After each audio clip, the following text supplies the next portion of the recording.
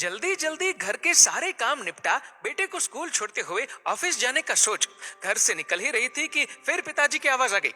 बहू, जरा मेरा चश्मा तो साफ कर दो। और बहू जल्लाते हुई कपड़ा ला चश्मा साफ करने लगी।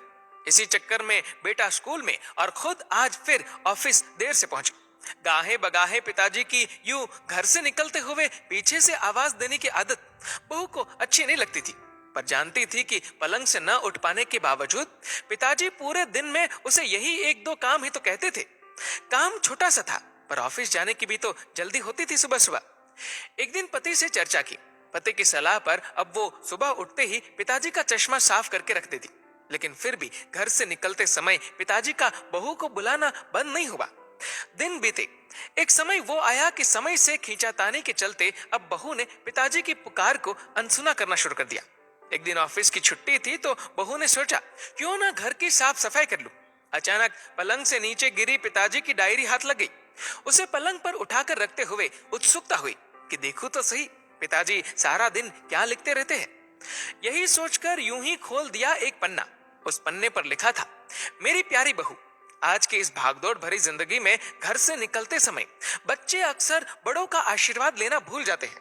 बस इसीलिए जब तुम चश्मा साफ कर मुझे देने के लिए झुकती हो तो मैं मन ही मन अपना हाथ तुम्हारे सर पर रख देता। वैसे मेरा आशीष सदा तुम्हारे साथ है बेटा। आंखें नम हो गई। बस अगले दिन से ही बहू ससुर का रिश्ता मानो पिता पुत्री में बदल गया। अब 5 मिनट पहले तैयार होकर बेटे को स्कूल छोड़ने के लिए पिताजी की आवाज से पहले ही बहू चश्मे को साफ कर देती। पीने के पानी का जग उनके पलंग के सिरहाने रखती। जाते समय लाड़ प्यार से 2-4 वाक्यों में सारे दिन की हिदायतें देती। कभी उनके फल या दवाई न खाने का उलाहना और अंत में, अच्छा बाबूजी, ऑफिस को देरी हो रही है, चलो बेटा बाबूजी को बाय बोलो, कहकर घर से निकलती। बूढ़ी हड्डियों में न जाने कैसे ताकत से आने लगी। दवाई वही थी, पर सेहत में सुधार 10 गुना होने लगा।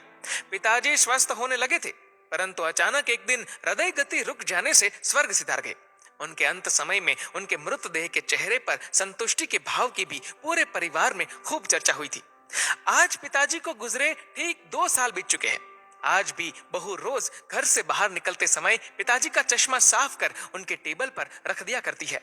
उनके अनदेखे हाथ से मिले आशीष की लालसा में आज भी सुबह घर से निकलते हुए न जाने क्यों ऐसा लगता है कि अभी आवाज आएगी, बहू जरा मेरा चश्मा तो साफ कर दे। माता पिता का अदृश्य आशीष ही ईश्वर की कृपा दृष्टि है।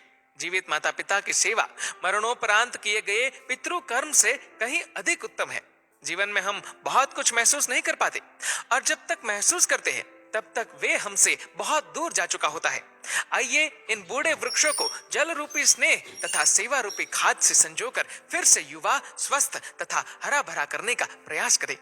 दोस्तों, इस वीडियो को लेकर आपकी क्या राय है?